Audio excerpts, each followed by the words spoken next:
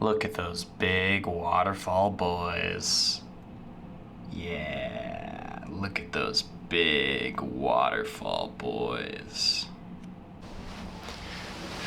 If you were alive in the early 2000s in southeastern Ontario, you've probably heard this commercial before. I'm so sorry in advance. They come from a land of ice and snow.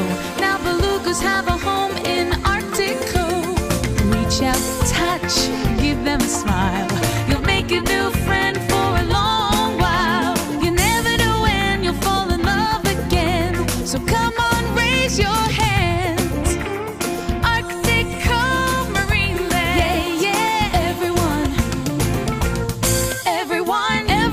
loves Marineland. For those of you who are familiar with that commercial, I apologize if I've brought back negative repressed memories. For those of you who are unfamiliar with that commercial, that was an advertisement in the early 2000s for a Canadian theme park called Marineland. It's really similar to SeaWorld in that it's themed around aquatic mammals like whales and wildlife and whatnot. And I remember visiting the park as a kid many years ago, being really excited about the whales and the animals and the rides. But in recent years, Marineland has gotten a bit of a bad reputation for controversies, lawsuits, negative stuff. So I wanted to go back present day. It's currently October 2023, and I just wanted to see what the state of the park was today, just to get my own perspective on things. I haven't heard great things. I'm currently in Niagara Falls, Ontario right now. Marineland is literally like a 2-minute drive down the road. So we're gonna go there today and we're gonna come to our own conclusions. I feel really apprehensive about giving them my money because of all the negative stuff, and the things that I've read are honestly pretty troubling. Back in the day when I visited the park, I believe they had multiple orcas, and then for the longest time they only had one as far as I know, but it just recently passed away, unfortunately. I think currently they have still a bunch of beluga whales, some dolphins, and then other mammals. So yeah, we're gonna go to the park, we're gonna see what the conditions are like, the state of the park, and yeah, let's go to Marineland. Home to Niagara's best attractions: laser tag, laser maze, maze of mirrors, torture chamber, huge midway arcade, golf simulator, torture chamber.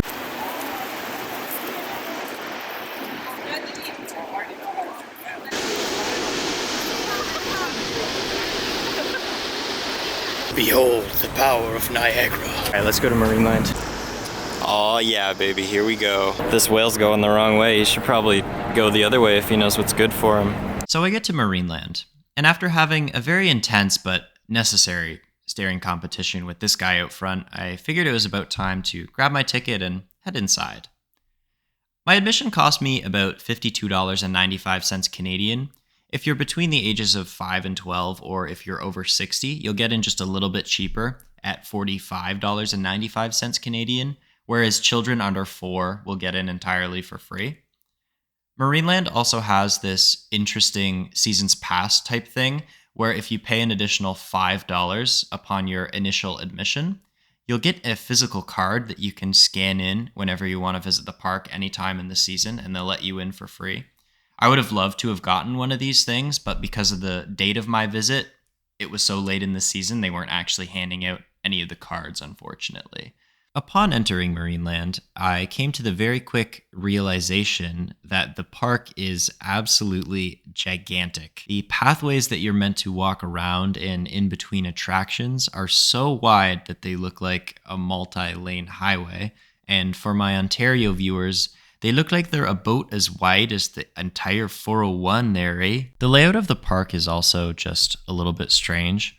One of the very first things that I came across was actually this train track that just passed through the middle of everything.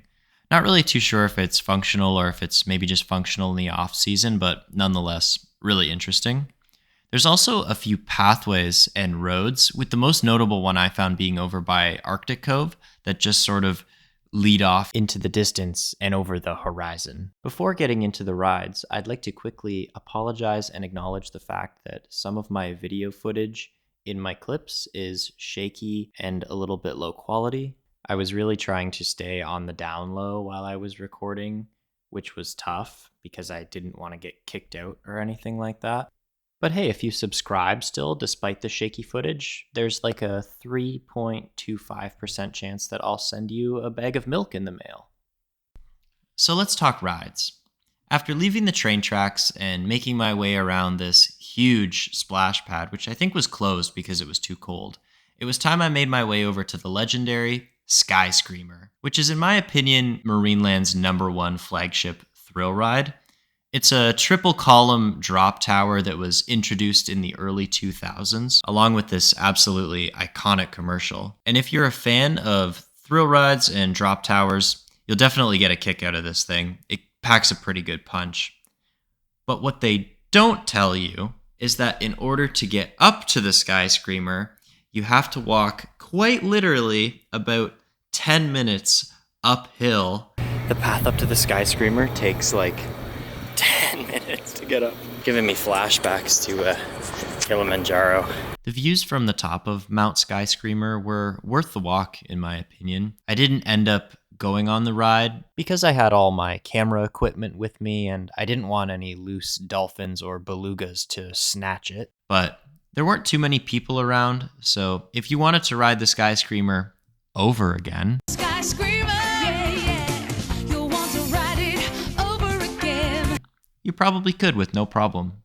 Next on the list of rides to visit is Marineland's one of 2 tracked rides called Dragon Mountain. It was originally supposed to be this incredibly extravagant thrill ride with a miniature version of Niagara Falls as a background and a massive volcano, but it never really got finished, unfortunately, and is kind of a shell of its original plan.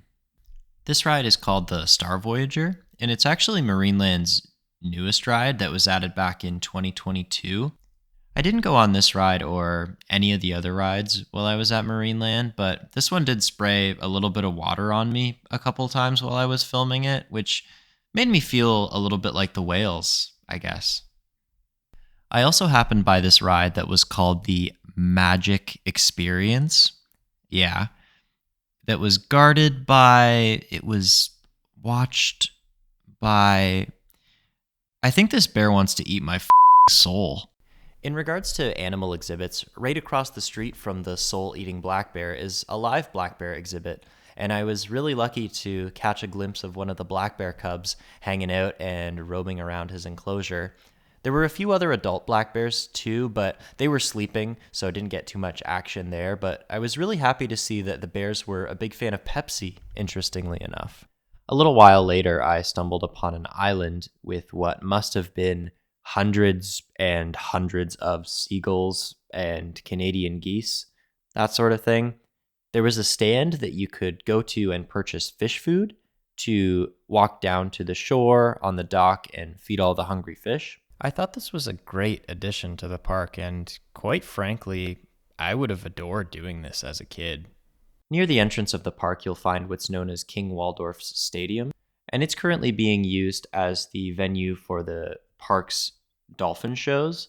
In the past, I believe it's been the host of other shows with walruses and maybe other mammals of some sort, but currently all I saw was dolphins and some trainers roaming around.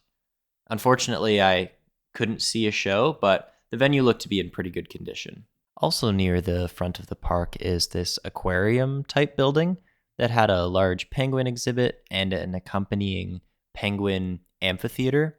It seemed to be under construction, so I couldn't really go inside, but it was pretty quiet in here, and these guys were just kind of swimming around, doing their own thing. Along with the penguins, there was a fish enclosure with a couple guys swimming around in here too. Cool looking fish. I think they were some sort of carp or koi maybe. There was probably about 20 of these guys in here, and wait, is that what wait a second. Is that what I think it is? Do these guys like Pepsi too? First the bears and now the fish. What's next? Are the beluga whales going to have a Pepsi tattoo like me or something? Might as well go find out. So I make my way over to Arctic Cove, which historically at Marineland has been the home to all of the beluga whales. And I get there and it is creepy, honestly. One of the best locations I've ever seen if you wanted to kidnap someone in broad daylight, because I was filming these whales for 20 to 25 minutes and I didn't see another person one time. In my opinion, the beluga whales are the most exotic animals that Marineland has. So in theory, they should be maybe pushing this exhibit and the Friendship Cove exhibit to get funding or get better facilities or to really highlight these guys, but they just really do not seem to be getting the attention and the love that they deserve. On a positive note, the staff who were working at Arctic Cove were all super chill. They practically gave me a private feeding show of the whales because I was the only one there, which was cool. And it did give me a small glimmer of hope that as far as the base level is concerned, the whales are well kept on a day-to-day basis. Friendship Cove is the old orca habitat that's been repurposed to house more beluga whales. I've come to the realization that it's all the male beluga whales in this exhibit, whereas all the females are at Arctic Cove. Pretty similar to Arctic Cove over here, however, there's a little bit of metal fencing from when the big boys were in town, but that's really about it. Earlier this year, there was a news report in which 14 whales and 1 dolphin had died in the park since 2019, which, not great, not a good look. It's borderline impossible for me as one guy to discover if things are truly as bad as they say they are still. All I can hope is that they're not, and if they are, that Marineland rehomes the whales and repurposes their exhibits altogether. Aside from the park's beluga exhibits at Arctic and Friendship Cove, Marineland hosts exhibits for a few other species of animals as well. There's some big ol' bisons. There's some deer. There's a few more deer over here. This one looks like he's eating something pretty yummy. I should probably get him some Pepsi to quench his thirst. And the deer in this habitat looked like they were preparing to stage an insurrection against an unstable government by the sheer numbers of them. Talk about a Carib coup. And that's about it. Aside from what I showed you at Marineland, they have a few kiddie rides, a couple of restaurants, and a whole lot of medieval architecture, but yeah, that really is about it. So my original question, what is the state of the park like today? Is it as good as some other options one might have in the greater Toronto area? No. If you're looking for fish, just go to Ripley's Aquarium in Toronto. If you're looking for animals, go to the Toronto Zoo. If you're looking for amusement park rides, just go to Canada's Wonderland. Or if you're feeling really adventurous, Cedar Point is only about 5 hours drive away. You could make a weekend trip out of that. Let's start with a few Marineland pros. Number 1, the staff. Kind, helpful, professional. Plus, a lot of them looked like they had worked there for quite some time. So they really gave the sense that they had a passion for the park and the park's success.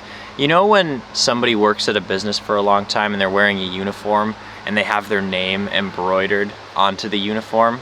It was that kind of vibe. Second, it's incredibly peaceful. The majority of the people who I saw at Marineland on the day of my visit were families, couples, and employees. And I can see the appeal in that, considering, for example, Canada's Wonderland can be insanely chaotic most of the time. And the negatives. As of the making of this video in 2023, the park has a really bad reputation with the public still. And I think personally that the only way they're going to be able to regain the public's trust is if they get rid of their large mammal exhibits altogether. Based on the research that I've done online and judging by the amount of real estate that they own, I'm sure they could sell a little bit of that and perhaps reinvest in some of their infrastructure or exhibits, maybe some rides. I really only see this going one of two ways. Number one, they close down and they become a relic of the past. Or number two, they entirely rebrand themselves in some way, shape, or form to regain the public's trust. Because I really don't think in their current business model, with the reputation that they have, it's very sustainable. And of course, the wild layout. The infrastructure, as far as the Midway is concerned, needs to be redone. And to wrap this video up, will I go back to Marineland in the future? I mean, potentially, maybe. Well, I want my fun card, but can I recommend it to the traveler in Niagara Falls, or the family in Niagara Falls, or the couple in Niagara Falls? No, not really. Is Marineland really as bad as everyone says it is? Well, it's really hard for me to get the full story because, remember, just a weird guy with a camera. And with all that being said, the only thing we the public can do is wait and see what happens. And as the whales would say, ah!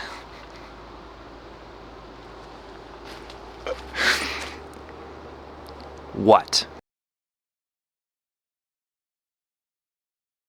I know that at the start of the video I said I was apprehensive about giving Marineland my money, but come on. Tasteful Marineland baseball cap, sexy but familiar, vintage, necessary, and for the whales, right? Check this out too. Marineland shoehorn? Are you kidding me? Like, how weird is that? Right? Also necessary.